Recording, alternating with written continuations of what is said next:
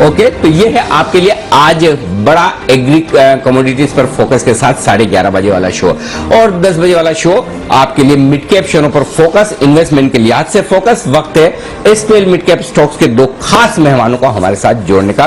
बिल्कुल के साथ करते हैं स्वागत राजेश पालिया साहब और साथी विकास सेठी जी का।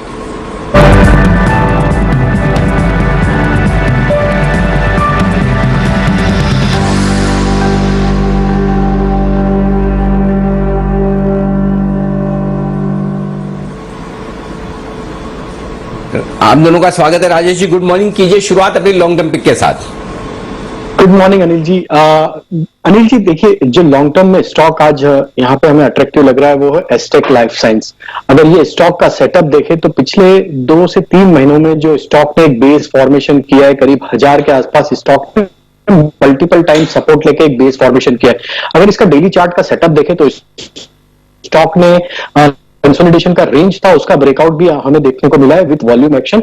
और जिस तरीके से स्टॉक अपने सारे important short to medium term, long term moving averages के ऊपर अब रिगेन करके उसके ऊपर सस्टेन कर रहा है, हमें लगता है यहां से एस्टेक्स लाइफ साइंस को बिल्कुल बाय करना चाहिए, क्योंकि स्टॉक में एक जो करेक्शन था वो ओवर होते हुए दिख रहा है और अब यहां से एक रिवर्सल का जो पैटर्न बना है वो ये दिखाता है कि स्टॉक अब यहां से 1250 की तरफ बढ़ते हुए दिखेगा।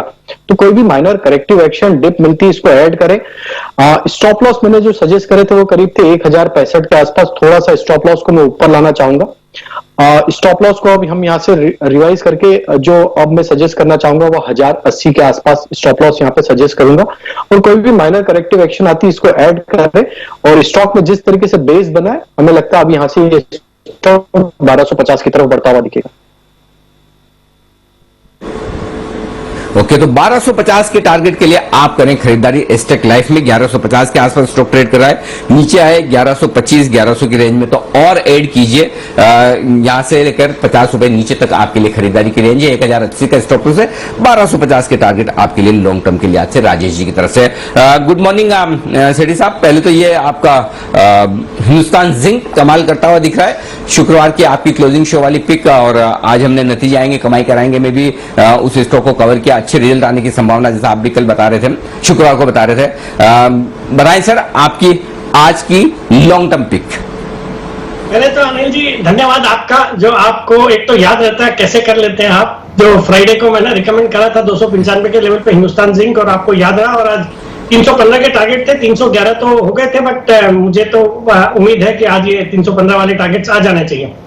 बाकी एक और स्टॉक जिसका जिक्र करना जरूरी है, वो भी इसी तरह से रिजल्ट्स के एंटीसिपेशन में मैंने लास्ट वीक ट्यूसडे को आईसीआईसीआई बैंक 560 के लेवल पे खरीदारी करने की सलाह दी थी, अच्छे नतीजे आएंगे करके, और वो आज 600 रुपए खुला ही है डायरेक्टली। तो दोनों स्टॉक अच्छा कर रहे हैं। बाकी अनिल जी, आज का मेरा जो लॉन्ग टर्म स्टॉक है एक दमदार कंपनी है, और मैं चाहूंगा निवेशक मेरे बोलने पे इस स्टॉक को एक लंबी अवधि के लिए डेफिनेटली खरीद के रखें। स्टॉक का नाम है इंडियन होटल्स, जो कि अभी 107 रुपए के लेवल्स पे ट्रेड करता है। टाटा ग्रुप की कंपनी है, जो कि भारत की सबसे बड़ी होटल कंपनी है। 200 प्लस इनके होटल्स है, 12 देशों में होटल्स है, और 100 लोकेशंस में इनके होटल्स है। हम सबको मालूम है आइकॉनिक प्रॉपर्टीज है इनके पास, जैसे ताजमहल होटल मुंबई की। और दुनिया की जो अभी रिसेंट रेटिंग के अनुसार जो टॉप 10 होटल्स है उसमें 2 होटल्स इनके हैं, एक तो उदयपुर वाली ताज लेक पैलेस और दूसरा जयपुर का रामबाग पैलेस। और ये स्टॉक देखिए, आज जब माहौल खराब है, जब लॉकडाउन का समय चल रहा है, तो होटल स्टॉक के प्रति किसी का इंटरेस्ट नहीं है। ये वो जरूरी भी है, बिकॉज इनके बिजनेसेस को काफी फर्क पड़ा है। बट अगर अनिल जी आपने नोटिस किया हो तो जो 3 महीने हम लॉकडाउन के बीच में जो नॉर्मलसी आई थी, उस समय दमदार इनके परफॉर्मेंस आने लगे थे। जो हॉलिडे डेस्टिनेशंस है वहां पे तो इनके कोई भी प्रॉपर्टीज में एक तो कंप्लीटली सोल्ड आउट होते थे, और प्राइस भी 15,000 से 20,000 रुपए एवरेज रूम के रेट्स थे। तो मुझे लगता है जैसे हम नॉर्मलसी की तरफ बढ़ेंगे, ये होटल स्टॉक्स बहुत ही कमाल करने वाले हैं, और वैल्यूएशन के लिहाज से बहुत ही सस्ता है। ये 12,500 करोड़ के मार्केट कैप पे भारत की सबसे बड़ी होटल कंपनी टाटा ग्रुप की कंपनी, और सबसे अच्छी बात है टाटा ग्रुप इसमें अपनी हिस्सेदारी बढ़ा रहा है। और हमने देखा पिछले 1 साल में जिन जिन टाटा ग्रुप कंपनीज में टाटा ग्रुप ने हिस्सेदारी बढ़ाई है, जैसे Tata chemicals, Tata Motors, Tata power, देखिए जिन भाव से ये भाव प्राइस अपने स्टेक बढ़ाई है उनके बाद से क्या क्या भाव हो गए। तो मुझे कोई डाउट नहीं, ये स्टॉक भी बहुत अच्छा करेगा। इसमें लॉन्ग टर्म के लिहाज से मेरा 175-200 का कंजर्वेटिव टारगेट है। बाकी 3-5 साल के लिए इसमें मल्टीबैगर रिटर्न्स मिल सकते हैं। ओके, तो बड़े टारगेट्स के लिए आप यहां पर खरीदारी करके चल सकते हैं। इंडियन होटल्स सिचुएशन जब भी रिजॉल्व होगी कोरोना को लेकर, रेस्ट्रिक्शंस को लेकर, तो आगे काफी फायदा हो सकता है इस कंपनी को और अच्छे प्राइसेस पर भी आपको ये मिल रहा है। तो नजर रखिए इंडियन होटल्स, ये है स्टेटी साहब की लॉन्ग टर्म रिकमेंडेशन। पर आइए कुछ बढ़िया 10 की कमाई की कॉल्स भी ले लेते हैं हमारे एक्सपर्ट्स की तरफ से। शुरुआत करते हैं विश्वेश जी की तरफ से। विश्वेश जी बताएं कौन सा स्टॉक पसंद है आपको?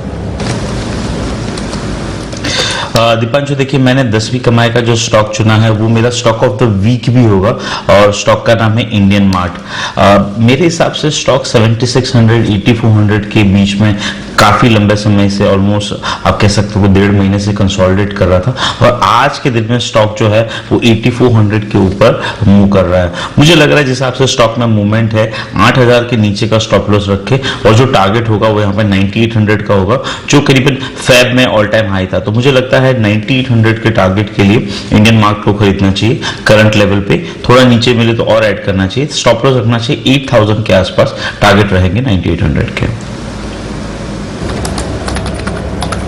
ओके, तो इंडिया मार्ट थोड़ी अंडर परफॉर्मेंस के बाद और स्पेशली जिस तरह से जस्ट डायल के B2B प्लेटफॉर्म के लॉन्च के बाद उस स्टॉक में तेजी आई है, इंडिया मार्ट में अंडर परफॉर्मेंस आई है। अब लग रहा है कि ये बाउंस बैक आपको दिखा सकता है। 9800 के टारगेट के लिए खरीदारी करें। जैन साहब से भी जानते हैं उनको क्या पसंद है 10 की कमाई के लिए, बताएं जैन साहब। यस, बिल्कुल एक बेहतरीन स्टॉक है शारदा क्रॉपकेम। देखिए मुझे ऐसा लगता है जिस तरीके के मॉनसून के प्रेडिक्शंस थे और देखते हुए लग रहा है आने वाले दिनों में अब मॉनसून का माहौल भी शुरू होगा और अच्छे प्रेडिक्शंस ही आ रहे हैं, तो शारदा क्रॉपकेम एक बढ़िया स्टॉक है। और मुझे सबसे बढ़िया बात लगती है कि अभी ये जो करेक्शन आया उस करेक्शन में ये ऊपर के लेवल से नीचे आया हुआ है और बहुत सस्ते वैल्यूएशंस पे ये ट्रेड कर रहा है। करीब 11 के पी मल्टीपल पे स्टॉक है, डिविडेंड यील्ड बढ़िया देता है, रिटर्न ऑन कैपिटल एम्प्लॉयड 18-19% के लगभग है। ये सारे फंडामेंटल्स के अलावा कंपनी के रिजल्ट्स भी देखें तो कंपनी के रिजल्ट्स भी बहुत बढ़िया है। मतलब पिछले दिसंबर में 6 करोड़ के पैट के सामने इस दिसंबर में 48 करोड़ का पैट है। सो ओवरऑल एक एसेट लाइट मॉडल है कंपनी का, बहुत बढ़िया से काम कर रही है। एग्रोकेमिकल्स स्पेस में एक जबरदस्त कंपनी है और जो सबसे बढ़िया बात और है कि इसमें जो शेयर होल्डिंग पैटर्न है उससे और ज्यादा कॉन्फिडेंस आता है कि ओवरऑल प्रोमोटर्स की स्टेक अच्छी खासी है, इंस्टीट्यूशंस अच्छे खासे होल्ड करें। एफआईआईज मतलब प्रोमोटर्स करीब 75% के लगभग, एफआईआईज 3% के लगभग और डीआईआईज करीब 16-17% के लगभग और पब्लिक के हाथ में सिर्फ 4-5% के लगभग शेयर है। तो मुझे लगता है ऐसे स्ट्रॉन्ग हैंड्स में ये स्टॉक है, तो बिल्कुल इस स्टॉक को लेना चाहिए इन लेवल्स पे और मेरे हिसाब से आराम से आने वाले दिनों में ये स्टॉक कहीं ना कहीं 330 से 340 के टारगेट्स के लिए स्टॉक देखने को मिलेंगे। 340 के आसपास के टारगेट के लिए शारदा क्रॉपकेम में करें खरीदारी। कॉफी डे एंटरप्राइजेज, जिसे आप कैफे कॉफी डे के नाम से भी जानते हैं, आज इस स्टॉक की फिर से लिस्टिंग होती हुई नजर आई है। ये स्टॉक भी हम आपके सामने लाएंगे कि लिस्टिंग के बाद किस तरह का एक्शन इस स्टॉक में होता हुआ दिख रहा है। तो कॉफी डे एंटरप्राइजेज या जिसे आप कैफे कॉफी डे के नाम से भी जानते हैं, ये है स्टॉक 46 रुपए पर लिस्ट होता हुआ दिखा है। जबरदस्त एक्शन दिखा रहा है, 20 रुपए ऊपर दिखा रहा है, 75% और 83% ऊपर दिखा रहा है। जब डीलिस्ट हुआ था और अब रिलिस्ट हुआ है। पूरी डिटेल्स हमारी रिसर्च टीम आपके सामने रखेगी कि लिस्टिंग के पहले और लिस्टिंग के बाद में क्या कुछ फर्क हुआ है कैफे कॉफी डे में, ये आपके सामने हम रखेंगे आज दिन के दौरान। लेकिन आइए तब तक बढ़ते हैं आगे, पोजिशनल स्टॉक्स का वक्त है और हमारे दोनों मेहमान हमारे साथ हैं। बताएं राजेश जी, आज के लिए आपका पोजिशनल स्टॉक। जी अनिल जी, सो अनिल जी पोजिशनल स्टॉक रहेगा सीसीएल प्रोडक्ट्स। ये स्टॉक का अगर हम सेटअप देखें तो अगर इसका डेली चार्ट देखें तो स्टॉक ने एक राउंडिंग बॉटम फॉर्मेशन बनाया है और जिस तरीके से अभी ये प्लेस्ड है टेक्निकल सेटअप के हिसाब से एक मल्टीपल सप्लाई जोन को पेनिट्रेट करते दिख रहा है। स्टॉक में देखें तो स्टॉक अपने short to medium term moving averages के ऊपर ट्रेड कर रहा है। वीकली सेटअप के हिसाब से देखें तो स्टॉक एक डाउन स्लोपिंग चैनल में ट्रेड कर रहा था, उसका ब्रेकआउट ऑलरेडी लास्ट 2 वीक में देखने को मिला और उसके ऊपर स्टॉक अब सस्टेन कर रहा है। तो जिस तरीके से वीकली डेली सेटअप है, हमें लगता है कि अब ये स्टॉक में यहां से जिस तरीके से रिवर्सल बना है पोजिशनल बेसिस पे 310-320 तक के टारगेट हमें लगता है इसमें देखने को मिलेंगे। कोई भी करेक्टिव एक्शन आता है ऐड करें, 255 के आसपास का स्टॉप लॉस रखें। टारगेट हम सजेस्ट करेंगे 310 से 320 तक के।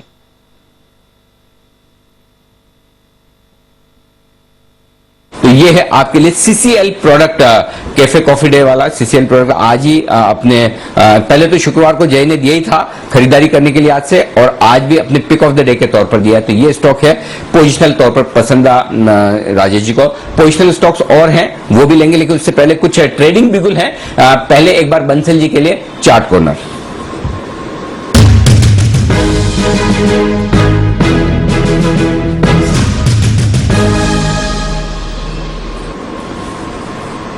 बताएं बंसल जी।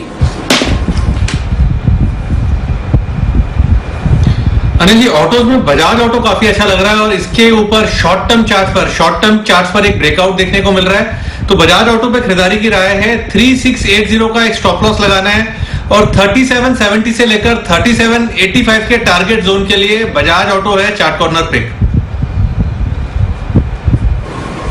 ओके, बजाज ऑटो में करें खरीदारी। 3770 3785 का टारगेट। जय का जैकपॉट भी आपके लिए है तैयार।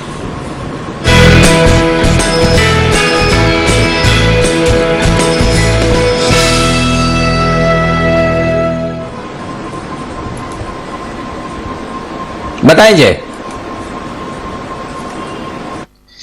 अनिल जी, मेरा भी स्टॉक बजाज ऑटो ही है। इसका 3700 के स्ट्राइक का कॉल ऑप्शन खरीद कर चलना है अनिल जी। 80 के आसपास मिल रहा है, 80 रुपए पर इसको खरीदना है। यहाँ पे स्टॉप लॉस थोड़ा दूर का लगाएंगे 48 का। हावेवर इसका लॉट साइज तो छोटा है, तो 48 के हिसाब से रिस्क लोड काफी बढ़िया बनेगा। इसके जो टारगेट्स अनिल जी बन रहे हैं वो है 115 एंड सेकंड टारगेट बनेगा 135। 115 135 ये दो टारगेट्स के लिए 3700 का कॉल ऑप्शन खरीदना है 48 के स्टॉप लॉस के साथ। जैसे राकेश जी ने कहा, बिल्कुल सही, बहुत ही बढ़िया एक ब्रेकआउट इसमें देखने मिल रहा है। अपने 50 डेमा के ऊपर आया है और बेस्ट पार्ट अनिल जी ये स्टॉक का कि इसने एक अच्छे एक्सपांडिंग ट्रायंगल पैटर्न में से ब्रेकआउट दिया है ये स्टॉक ने। तो मुझे भी ऐसा लग रहा है कि लगभग ये स्टॉक में हमें 3850 तक के लेवल्स एक्सपायरी तक तो नजर आ जाएंगे। तो ये है आपके लिए बजाज ऑटो में ऑप्शंस के जरिए ट्रेड करना है। 3700 का कॉल ऑप्शन कर लीजिए। ये है जय की राय। फ्यूचर्स खरीदना है तो सीधे सीधे आपको फ्यूचर्स खरीदने की राय बंसल जी ने दे ही दी। आइए पोजिशनल पिक लेने का वक्त है। सेठी साहब ने अपना लॉन्ग टर्म पिक दिया है इंडियन होटल, और अब वक्त है पोजिशनल पिक का। बताएं सर, कौन सा स्टॉक है आपके रेडार पर? पिक के किया था स्टॉक का नाम है एनसीएल इंडस्ट्रीज, जो कि मैंने लास्ट वीक 175 के लेवल पे रिकमेंड करा, अभी 180-81 के लेवल पे ट्रेड करता है। ये स्टॉक मुझे अच्छा लग रहा है बिकॉज देखिए सीमेंट सेक्टर फोकस में है। इस तिमाही के नतीजे दमदार रहेंगे, एसीसी के नतीजों ने दिखा भी दिया है। और उसके अलावा जो छोटे नतीजे आ रहे हैं, जैसे ओवर द वीकेंड एक सीवा सीमेंट करके छोटी कंपनी के नतीजे आए, वो भी बेहद ही दमदार थे। और सबके रडार पे सीमेंट स्टॉक्स है। अभी थोड़ी देर पहले संदीप भी दिग्विजय सीमेंट की बात कर रहा था या रिकमेंड कर रहा था।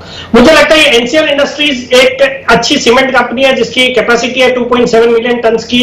अच्छा ब्रांड है नागार्जुना सीमेंट, और इसके अलावा हाउसिंग मटेरियल में भी है। और इनके एक जर्मनी की कंपनी के साथ टाई अप भी है जिसके अंतर्गत ये पार्टीशन बोर्ड्स बनाते हैं, रूफिंग के और पार्टीशंस के काम आता है।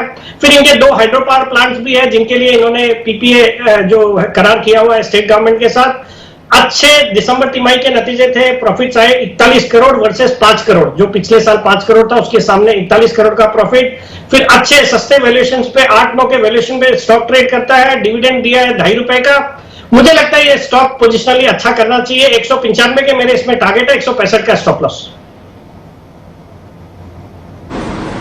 ओके, 165 के स्टॉप लॉस के साथ यहां पर आपके लिए खरीदारी करने की राय है एनसीएल इंडस्ट्रीज में। एनसीएल इंडस्ट्रीज के बारे में बता दूं, वैसे तो बाकी बहुत कुछ सेठी साहब आप बता ही चुके हैं, आपको कुछ बताने की जरूरत नहीं है, और दर्शकों को भी आप बहुत कुछ बता चुके हैं। लेकिन फिर भी और जो आप जानना समझना चाहते हैं उसके लिए जुड़िएगा। बस थोड़ी देर में 10:35 पर कंपनी के एमडी के रवि साहब हमारे साथ कार्यक्रम में शामिल होने की तैयारी में है, और उनसे हम कंपनी योजनाओं और आगे की पूरी जानकारी आपके लिए लेकर आएंगे कंपनी के परफॉर्मेंस को लेकर। तो एनसीएल इंडस्ट्रीज ये बेहतरीन कंपनी, इसके टॉप मैनेजमेंट हमारे साथ जुड़ेंगे अब से थोड़ी देर में।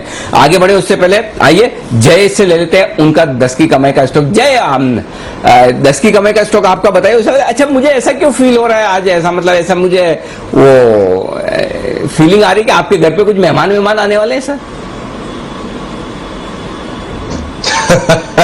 जी अनिल जी, मुझे भी ऐसी फीलिंग आ रही है। वो पीछे से इंडिकेशन आ रहा है, जो हिसाब से आवाज आ रही है क्रो की, तो मुझे ऐसा लग रहा है। अरे फॉरेन चेंज अच्छा लगा, नहीं तो क्या है आजकल सबके घर से ना कुत्ते की आवाज ही, सॉरी एक मिनट, डोगी की आवाज ही ज्यादा सुनने को मिलती है, तो फॉरेन चेंज कौवे की आवाज आई तो ये अच्छा लगा। हाँ 7 बजे अगर आप बुलेटिन करते हो ना तो 7 बजे की बुलेटिन में कोयल की आवाज आती है, 10 बजे वाली में कौवे की आती है, और डोगी तो कभी भी बोल सकता है। हाँ दीप सर कभी भी बोल सकते हैं। मेरे उधर तो मॉर्निंग में कितनी बार पायरेट्स ही आते हैं। एक्सीडेंट होते होते बचता है, वो ऑडियो लीक होते होते बचता है सर। लेकिन दीप मुझे एक चीज समझ में नहीं आई, मैंने बहुत लोगों को सुना है, सबके पीछे से बैकग्राउंड म्यूजिक आता है डोगी की आवाज का, आपके पास में है लेकिन आपने इतना ट्रेन कर रखा है या वो बेचारा पैदाइशी शांत है, कभी उसकी आवाज हमने सुनी नहीं आज तक? सर वो हमारे घर की आदत लग गई है, थोड़ा वो शांति रहता है, बस एक ही बार उसे गुस्सा होता है अगर उसके खाने के टाइम में डिले हो जाए, 5 मिनट भी अगर उसका खाना देरी से आ जाए तो वो फिर हम पर डांटता है, अदरवाइज वो बेचारा चुप ही रहता है। ओके तो चलिए, दीप के डोगी का नाम है क्रेमर और वो रहता है शांत, उसी की आवाज अब तक हमने सुनी नहीं, बाकी सबकी तो काफी बैकग्राउंड म्यूजिक आ चुका है। अच्छा बताइए जय, आपका 10 की कमाई का स्टॉक आज के लिए? जी अनिल जी 10 की कमाई में जो स्टॉक आज मैंने चुना है वो है एप्पल, जो करीब अभी 5600 के आसपास, 5590 के आसपास इनफैक्ट मैं कहूंगा कि स्पेसिफिकली ट्रेड कर रहा है। इसको खरीदना चाहिए बिकॉज ओवरऑल एक अच्छे अप ट्रेंड में ये स्टॉक रहा है और पिछले कुछ दिनों का जो कंसोलिडेशन है उसमें से ये स्टॉक ब्रेकआउट दे रहा है।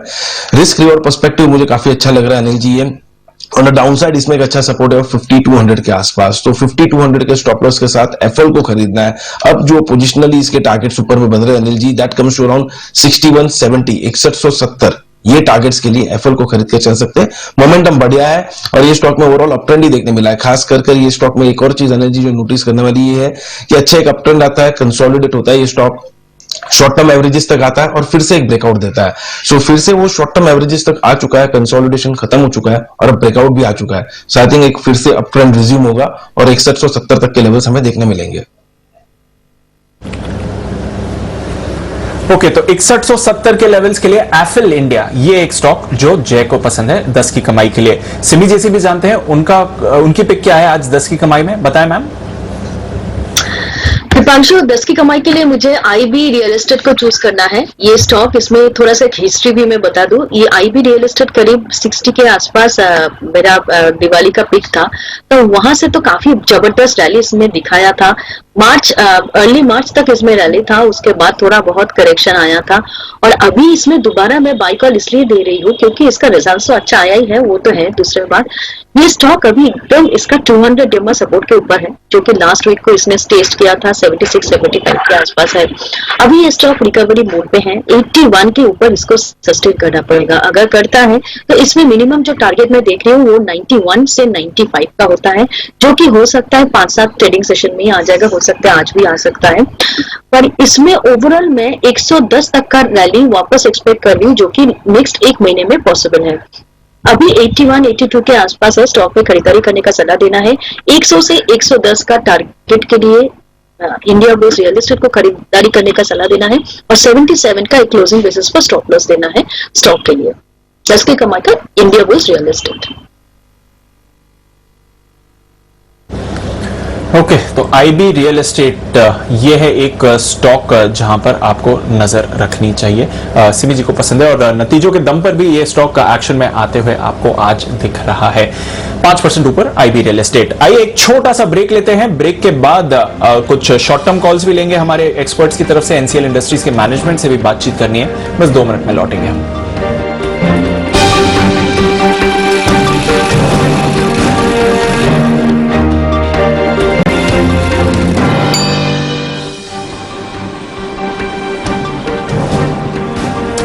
दस की कमाई में आप सबका स्वागत है। हमारे मेहमान हमारे साथ हैं और कुछ 10 की कमाई की बेहतरीन पिक्स आपके लिए आने की बात तैयारी में है। उससे पहले एक बेहतरीन पिक आपके लिए शॉर्ट टर्म के लिए आज से तैयार है राजेश पालिया जी की तरफ से। राजेश जी बताइए, पोजिशनल और लॉन्ग टर्म तो आप बता चुके हैं।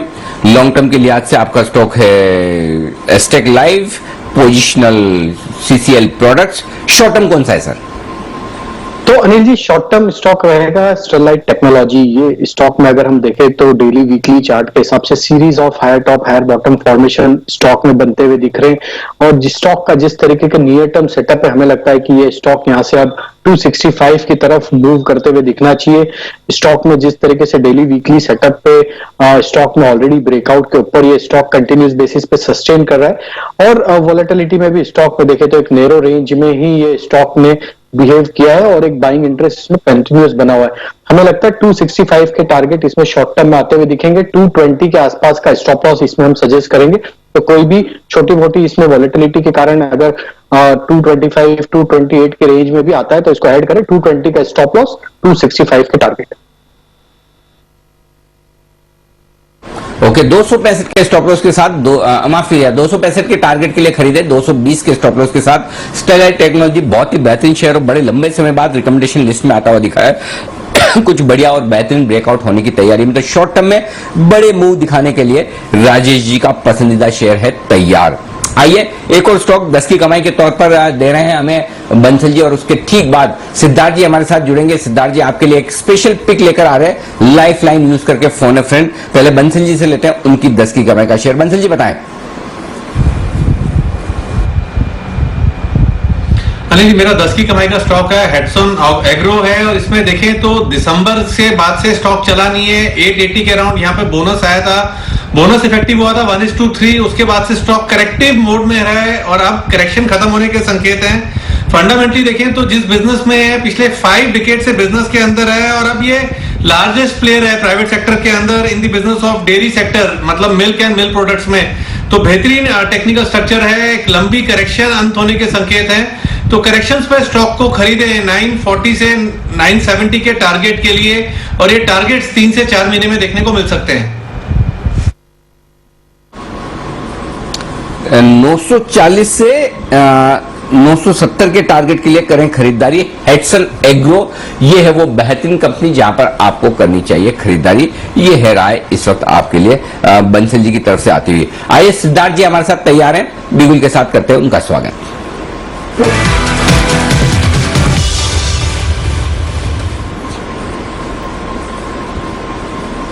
बताइए सिद्धार्थ जी कौन सा स्पेशल पिक क्या है आज आपकी? अनिल जी स्पेशल पिक में 2 स्टॉक लेके आए हैं आज। एक तो है शानदार और दूसरा है जानदार। तो मैं अगर जानदार से शुरुआत करूं तो जानदार में जो स्टॉक है आज वो अभी रेकमेंड कर भी चुके हैं कुछ एनालिस्ट, जैसे कि प्राज इंडस्ट्रीज मुझे लगता है कि जिस हिसाब से बायो एनर्जी साइड पे ग्रोथ हो रहा है, क्योंकि इथेनॉल के मैन्युफैक्चरिंग में, इथेनॉल के मशीन के सेटअप में प्राज इंडस्ट्रीज अव्वल नंबर में। तो प्राज इंडस्ट्रीज मुझे लगता है बहुत बेहतर परफॉर्म कर सकता है यहाँ से, और ये जानदार शेयर है, टारगेट होगा 270 का, 270 का। और शानदार शेयर की बात करूं तो वो प्लेयर ऑफ द वीक है, वो है मेटल से, और वो कंपनी होगी टाटा स्टील। टाटा स्टील पे खरीदारी की राय होगी, टारगेट होगा 1094 का। 2 मेन ट्रिगर्स है टाटा स्टील के जिसके कारण मैं देख रहा हूं कि टाटा स्टील को खरीदारी करनी चाहिए। पहला, जो इन्होंने एक्विजिशन किया है भूषण स्टील और उषा मार्टिन का, तो इसके कारण ये वैल्यू एडेड प्रोडक्ट्स में बहुत अच्छा मार्केट शेयर कर लेंगे ऑटो सेगमेंट में। और दूसरा, जो डेट रिडक्शन कर रही है कंपनी आने वाले समय में, वो बहुत महत्वपूर्ण हो सकता है टाटा स्टील के लिए। साथ ही साथ प्राइजेस तो बढ़ ही रहे हैं स्टील इंडस्ट्री के और स्टील के प्राइजेस, तो टाटा स्टील पे खरीदारी है। दोनों ही शेयर निवेश की राय है।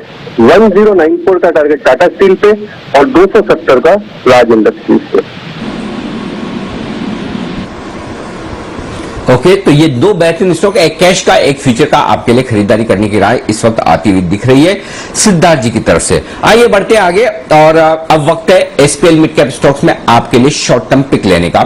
हमारे साथ सेठी साहब हैं, और सेठी साहब अपनी 2 पिक दे ही चुके हैं ऑलरेडी, इंडियन होटल और एनसीएल इंडस्ट्रीज। सेठी साहब बताएं शॉर्ट टर्म पिक आपके लिए। बिल्कुल अनिल जी, आज की जो मेरी शॉर्ट टर्म पिक है वो ऐसे सेक्टर से है जो आजकल फोकस में है, शुगर का सेक्टर। वहां से मैंने पिक किया आंध्र शुगर को, जिसको मैंने नेशनल लेवल्स पे भी पहले भी रिकमेंड करा हुआ है। अभी प्राइस चल रहा है स्टॉक का 343 344 के लेवल पे। एक दमदार कंपनी है जो कि सिर्फ शुगर ही नहीं, इसके अलावा केमिकल्स है, फर्टिलाइजर्स है, इवन फार्मा में भी इनका थोड़ा वो है।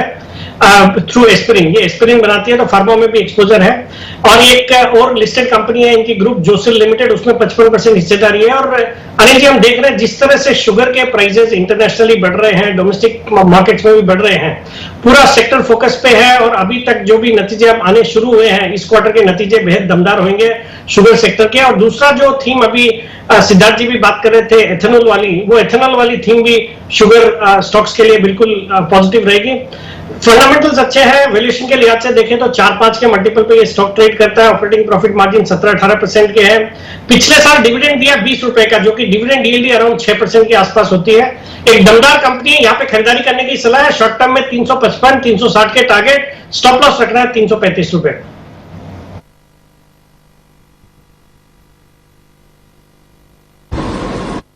ओके, सो 355, 360 के टारगेट, 335 का आपके लिए है स्टॉप लॉस। शुगर शेयर्स भरपूर एक्शन में है और लगातार हम आपको ये थीम भी हाईलाइट करते हुए दिख रहे हैं। डीसीएम श्रीराम इंडस्ट्रीज, जिसके बारे में आज हमने एसआईपी शेयर में बात करी, वहां पर भी शुगर इंडस्ट्री से एक अच्छा रिलेशन बना हुआ है, तो नजर रखिए उस काउंटर पर आइए कुछ नतीजे जो आज आने वाले हैं उनके बारे में फोकस करते हैं। एचसीएल टेक्नोलॉजीज अपने नतीजों पर रिएक्ट कर रहा है, टॉप लूजर है निफ्टी का। पर साथ ही आज टेक महिंद्रा के नतीजों पर हमारी नजर है। कुशल तैयार है बताने के लिए क्या है बाजार का अनुमान। गुड मॉर्निंग कुशल, बताइए। Good morning Deepanshu. आप देखिए टेक महिंद्रा के जो नंबर्स हैं वो ऑलमोस्ट फ्लैट रहने का अनुमान है। ज्यादा कुछ बदलाव पिछली तिमाही के मुकाबले नहीं आता हुआ दिखेगा। खासकर अगर आप कंपनी की मार्जिन देखें तो 15.9% से घटकर 15.6%, तो यानी ऑलमोस्ट फ्लैट ये रह सकती है।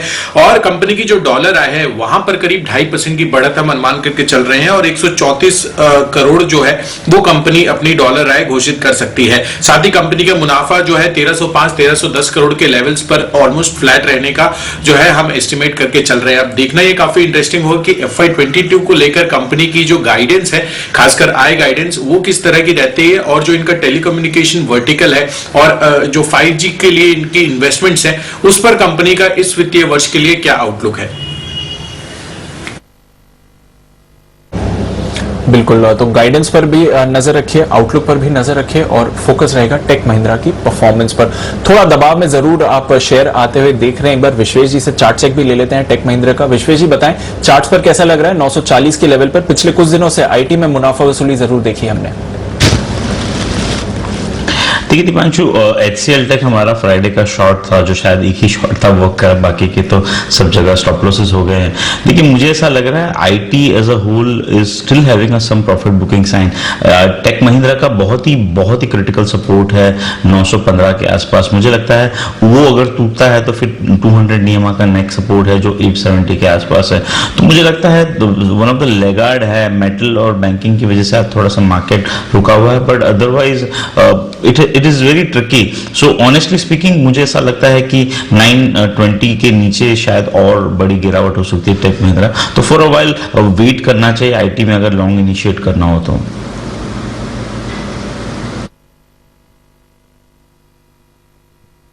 ये है आपके लिए टेक महिंद्रा पर राय। आइए बढ़ते आगे और वक्त है न्यूज पर यूज सेगमेंट का।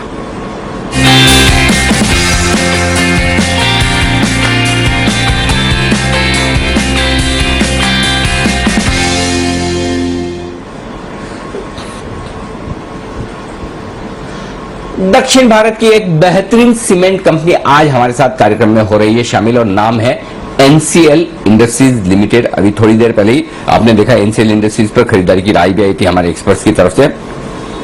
के रामचंद्र राजू साहब ने नागार्जुना सीमेंट के नाम से इस कंपनी का गठन किया था और उसके बाद इसको शॉर्ट फॉर्म कर दिया। 1982 में इस कंपनी का इश्यू आया था IPO, 1987 में नाम छोटा कर दिया NCL इंडस्ट्रीज, और 1997 में laminated cement branded particle boards बनाने की ये दुनिया की पहली कंपनी बनी है। 27 लाख टन की क्षमता है कंपनी की, 5 रेडीमिक्स कंक्रीट यूनिट्स हैं, 200 से ज्यादा डीलर्स इस कंपनी के हैं। और आइए हमारे साथ कार्यक्रम में शामिल हो रहे हैं कंपनी के MD के रवि साहब। के रवि साहब ऑलरेडी पावर स्टेशन नेटवर्क और सिस्टम स्पेशलाइजेशन के साथ साथ इलेक्ट्रिकल इंजीनियरिंग में डिप्लोमा कर चुके हैं।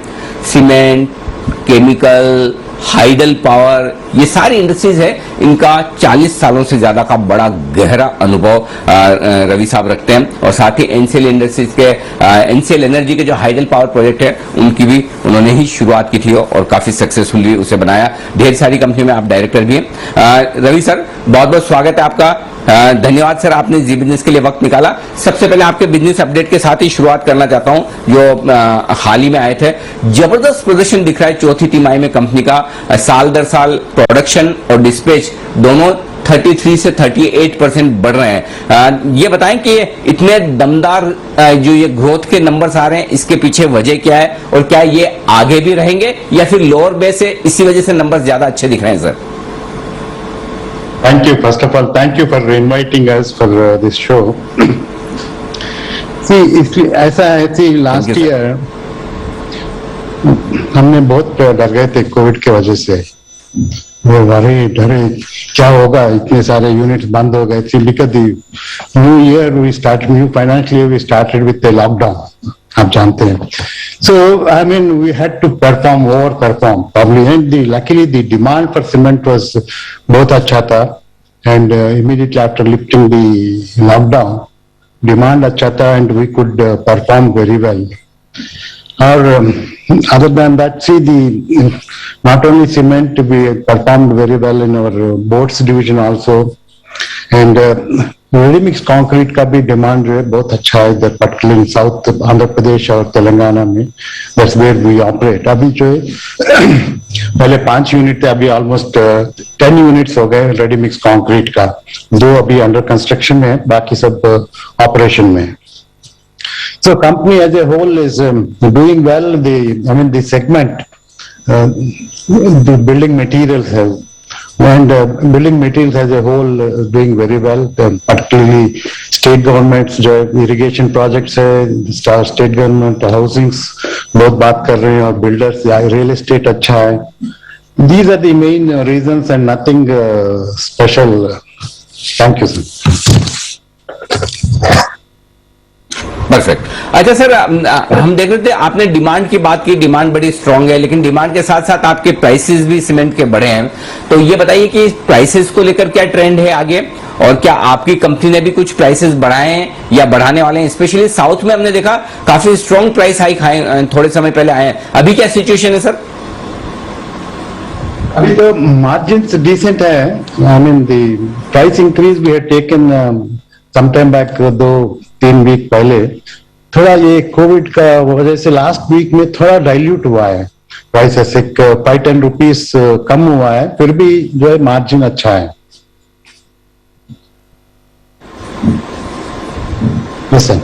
ओके। इस कोविड का कुछ इम्पैक्ट आपके प्रोडक्शन में, ऑपरेशंस में दिख रहा है? वापस से जो ये सेकेंड वेव बड़ी स्ट्रांग आई है, क्या लेबर रिलेटेड इश्यूज हो रहे हैं, डिमांड रिलेटेड इश्यूज हो रहे हैं, या फिर अभी तक कोई खास इम्पैक्ट नहीं है?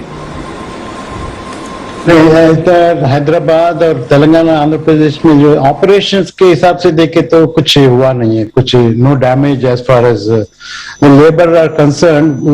ये माइग्रेंट लेबर नहीं है हमारे पास, जो they are regular employees and they all have their own townships and they are there in the quarters. Production के हिसाब से कुछ नहीं हुआ अभी तक, बट आगे देखना पड़ेगा। अगर builders mostly they depend on migrant labour, अगर उनका कुछ हुआ तो वो इम्पैक्ट जो जरूर कंपनी के ऊपर आ सकता है।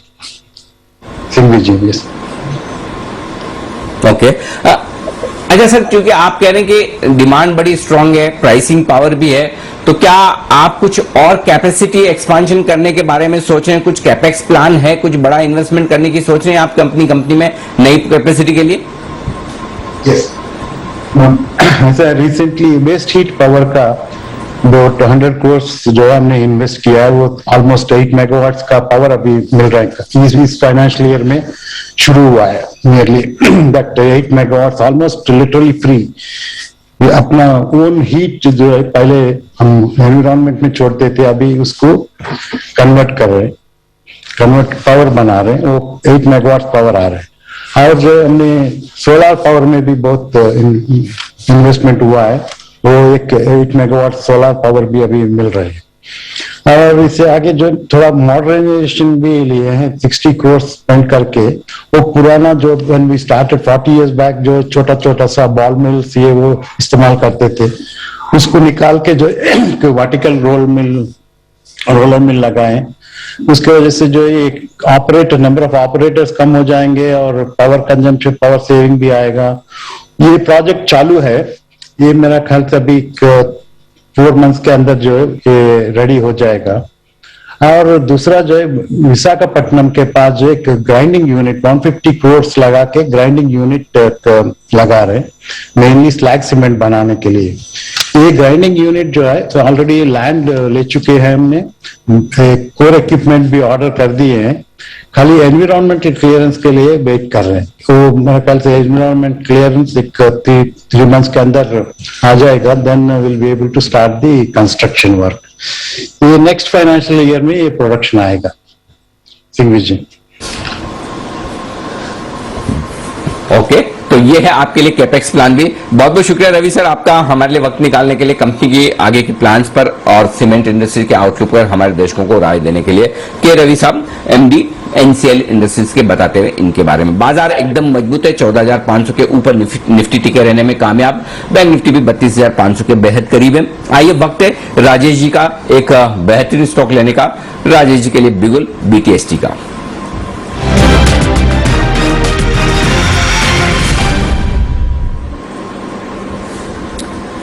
बताएं राजेश जी। सेक्टर में जो आप बोलते हैं कि एफएमसीजी एक डिफेंस सेक्टर होता है, उसमें हमें यहाँ से पीडीलाइट इंडस्ट्री एक काफी अट्रैक्टिव लग रहा है। अगर स्टॉक में देखें तो पिछले दिनों में जो गिरावट थी, स्टॉक 3-4 दिन से एक बेस फॉर्मेशन किया है जो कि करीब बना है इसका 1755-1760 की रेंज में। और आज जिस तरीके से ओपनिंग के बाद से जो बाइंग एक्शन देखने को मिली, पिछले 4 दिन का रेजिस्टेंस जोन था जो बना हुआ था 1810 के आसपास, वो ब्रेकआउट देखने को मिला है। तो स्टॉक का सेटअप ये दिखाता है कि अब स्टॉक में एक रिवर्सल बना है। हमें लगता है कि ये स्टॉक में ऐसे बाय करना चाहिए। 1826 के आसपास फ्यूचर ट्रेड कर रहे हैं अभी, इसमें स्टॉप लॉस रखेंगे हम 1805 के आसपास, और टारगेट हमें लगता है पीडीलाइट में ड्यूरिंग द डे जो आना चाहिए वो करीब आना चाहिए 1855 से 1860 तक के। तो पीडीलाइट एक स्टॉक यहाँ से अट्रैक्टिव लग रहा है, रिस्क रिवॉर्ड भी यहाँ से फेवरेबल है। स्टॉक में ऑलरेडी एक करेक्शन बन चुका है और उसके बाद अभी जो रिवर्सल बना है ये दिखाता है कि ये स्टॉक में मोमेंटम हायर साइड में 855-860 तक बढ़ता हुआ दिखे। आपको पसंद है पीडीलाइट। फ्राइडे को भी हम इस स्टॉक पर अच्छा एक्शन बनते हुए देख रहे थे, पर एक और स्टॉक जो फ्राइडे पर आपको अच्छा एक्शन दिखाकर गया है पर आज भी जबरदस्त तेजी में है, रेन इंडस्ट्रीज। जरा इस पर नजर डालिए। अनिल जी, मुझे याद है फ्राइडे मॉर्निंग को आपने ये रेकमेंड किया था 170 के लेवल्स के आसपास, और जो टारगेट दिए थे 4 में से 3 टारगेट्स अचीव होते हुए दिखे हैं। 190 का इवेंचुअल टारगेट था, पर उससे पहले 185 तक के जो टारगेट थे वो अचीव होते हुए दिखे हैं। आज का हाई है 185। क्या करें सर अगर रेन इंडस्ट्रीज पर किसी ने कॉल अभी भी होल्ड करी हुई है तो? वैसे इन्वेस्टमेंट के लिहाज से तो डीप होल्ड कर सकते हैं, कोई दिक्कत नहीं है। 190 और उसके बाद 200 तक के टारगेट्स भी आ सकते हैं। जिनके शॉर्ट टर्म ट्रेडिंग के लिहाज से लिया है तो आपका फ्राइडे को 170-72 की रेंज में हमने रिकमेंड किया था, 185 तक आ गया तो एक बार बुक कर लीजिए। अगर शॉर्ट टर्म ट्रेडर हैं आप तो बुक कर लीजिए, इन्वेस्टर हैं तो रख भी सकते हैं। कैश के स्टॉक्स में ऐसे ही 1-2 दिनों में कभी भी आपको 2-3-4 दिनों में मुंह दिखाएंगे और ये चल जाएंगे। ये वैसे ही स्टॉक है, टाटा बीएसएल वगैरह ये जिस तरह के शेयर हैं, या फिर द्वारिका शुगर वगैरह। देखिए शुगर शेयरों में एक एक करके तेजी बन रही है। अचानक से किसी एक दिन बड़ा मुंह आपको आ जाएगा तो आपको उसके लिए तैयार रहना है। जी दीप। बिल्कुल सर, और एक छोटा सा सवाल सर बाजार की रेंज पर भी था, क्योंकि जब आज सुबह हम बात कर रहे थे जो आज के दिन के लिए बड़ी रेंज दी थी, निफ्टी पर 14,575 तक ऊपर जाने की आपने संभावना जताई थी, और बैंक निफ्टी पर 32,450 32,500 तक, दोनों ही लेवल्स लगभग उन्हीं लेवल्स पर बाजार आकर अब थोड़े स्टेबल होते हुए दिख रहे हैं सर। तो आपके जो बड़ी रेंज के अपर साइड के लेवल से वो दोनों आ चुके हैं, अब क्या व्यू बन रहा है सर मार्केट एक्शन पर? दीप देखिए, निफ्टी में भी जो खरीदारी करने की राय का जो फाइनल टारगेट था वो 32,575 तक का था, रेंज के बाहर का भी था, और आज का हाई 32,599 का ही है। तो बेसिकली और निफ्टी के फाइनल टारगेट जो बनते हैं वो 14,575 14,600 के बनते हैं। मेरे ख्याल से उन लेवल के आसपास प्रॉफिट बुक करके इंतजार करना चाहिए। तो अब इन लेवल पे फ्रेश खरीदारी करने के बजाय 32,550 32,600 की रेंज में प्रॉफिट बुक करके इंतजार करें। अब 32,600 के ऊपर बंद होने के संकेत देगा तो फ्रेश खरीदारी करेंगे, अदरवाइज मेरे हिसाब से 32,550 32,600 खरीदारी की जगह नहीं है। कैश मार्केट के स्टॉक्स खरीद सकते हैं, वो एक अलग बात है, स्टॉक स्पेसिफिक तेजी होगी वो अलग बात है, लेकिन निफ्टी के लिए 32,550 32,600 प्रॉफिट बुकिंग रेंज है, और बैंक निफ्टी के लिए 32,500 575 दिन के मेरे टारगेट तो आ गए, लेकिन फिर भी बैंक निफ्टी में मैं आज सुबह भी आपको बोल रहा था कि एग्रेसिव होकर शॉर्ट करने की बात है, तो हो सकता है थोड़ा और बढ़ जाए तो बढ़ भी जाए, बट मेरे हिसाब से 32,500 के आसपास बैंक निफ्टी भी रुकना चाहिए। बढ़ गया तो फिर 32,775 33,000 तक की जगह है, वहां पर आपको शॉर्ट करना चाहिए। एग्रेसिव ट्रेडर हैं तो आज का हाई लगाकर 32,600 का हाई लगाकर 100-125 पॉइंट के रिस्क के साथ एक शॉर्ट करने का चांस ले सकते हैं। नीचे 32,325 32,225 32,125 ये 3 टारगेट हो सकते हैं। और दूसरा तरीका ये कि ठीक है करेक्शन हो जाने दें, नीचे आ जाने दें, फिर से खरीद भी सकते हैं नीचे। तो मेरे ख्याल से अब खरीदने के लिए रिस्क रिवॉर्ड रेशियो थोड़ा फेवरेबल कम है, नीचे आएगा तब लेंगे। ओके, तो रिस्क रिवॉर्ड अब फेवरेबल नहीं है, इन लेवल्स पर खरीदारी ना करें, थोड़ा और ऊपर जाएं बाजार तो अब मुनाफा वसूली के बारे में सोचें। जो अपसाइड के लेवल्स दिए थे अनिल जी ने, दोनों आपको निफ्टी बैंक निफ्टी पर वहीं पर उसी के करीब आते हुए दिख रहे हैं। नतीजों का इंतजार है। टेक महिंद्रा के बारे में हमने आपको बताया, अब जान लेते हैं एचडीएफसी लाइफ, यहां पर क्या एक्सपेक्टेशन है। देवांशी हमारे साथ तैयार है। देवांशी बताएं, एचडीएफसी लाइफ क्या एक्सपेक्ट किया जा रहा है? अच्छे नतीजों का अनुमान इस बार लगाया जा रहा है एचडीएफसी लाइफ से। आप देखिए इनके जो नेट प्रीमियम इनकम है उसमें करीब 16% तक की बढ़त का अनुमान लगाया जा रहा है, और साथ ही जो मुनाफा है वो भी आप देखिए करीब 13% तक की बढ़त देखने मिल सकती है। इस तिमाही में हम देखेंगे कि इनके जो एन्युटी कारोबार है वहां से काफी अच्छी जो प्रीमियम है उसको सहारा मिलता हुआ दिखा है। एक्सपेंस रेशियो स्थिर रहने का अनुमान लगाया जा रहा है, और साथ ही जो रिन्यूएबल्स होते हैं, जो प्रीमियम्स हैं रिन्यूएबल वाले, वो स्थिर रहेंगे, और इसके चलते भी आप देखिए जो मुनाफा है उसको थोड़ा सा सहारा मिलता हुआ दिखेगा। लेकिन रीएश्योरेंस प्रीमियम जो बढ़ते हुए दिखे उसके चलते इनके जो मार्जिन्स है वहां पे थोड़ा सा इंपैक्ट होने का अनुमान लगाया जा रहा है। लेकिन कुल मिला के जो मुनाफा है और साथ ही जो प्रीमियम है आय है उसमें बढ़त देखने जरूर मिल सकती है।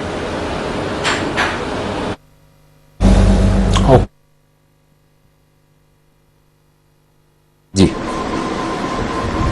ओके, तो नतीजों से पहले क्या किसी तरह का कोई ट्रेड लिया जा सकता है? वागले साहब जरा एचडीएफसी लाइफ के चार्ट्स देखिए और बताइए अपनी राय, कैसे दिख रहे हैं चार्ट्स?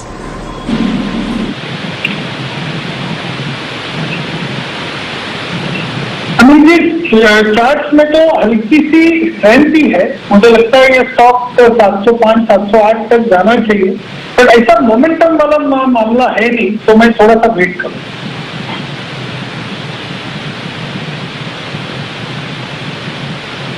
चार्ट पर बहुत कोई खास अच्छे या बुरे संकेत है नहीं। आइए शो में आप सभी से विदा लेने का वक्त है और शो समापन करने का भी वक्त है। वागले साहब, बंसल जी, जय ठक्कर साहब, विश्वेश जी, आप सबका बहुत बहुत धन्यवाद। जैन साहब का भी बहुत बहुत शुक्रिया, पालिया साहब का भी धन्यवाद हमारे लिए वक्त निकालने के लिए। दोपहर में आपसे फिर से होगी मुलाकात। और जैन साहब इस बार याद रखिए, इस बार बुधवार को छुट्टी नहीं है, आपने बुधवार को बहुत छुट्टियां कर ली है, पिछले 2 बुधवार को छुट्टी की है, उससे पहले क्रेडिट पॉलिसी थी। इस बुधवार को आपके एसपीएल मिड कैप स्टॉक की तैयारी अभी से कर लीजिए, बुधवार को भी आपसे वापस, हालांकि उससे पहले भी मुलाकात होगी, रोज होगी, लेकिन बुधवार की तैयारी स्पेशली कर लीजिएगा। तो जैन साहब आपको बुधवार को देंगे एसपीएल मिड कैप स्टॉक अपने टर्न के हिसाब से। तब तक आप सभी से विदा लेने का वक्त है। बहुत बहुत शुक्रिया, मुझे और दीप को इजाजत दीजिए। आइए आप सभी से निवेदन है अपने अपने स्थान पर खड़े हो जाएं। देश के प्रति सम्मान के साथ करेंगे हम शो का समापन, सब मिलकर एक साथ करेंगे जय हिंद।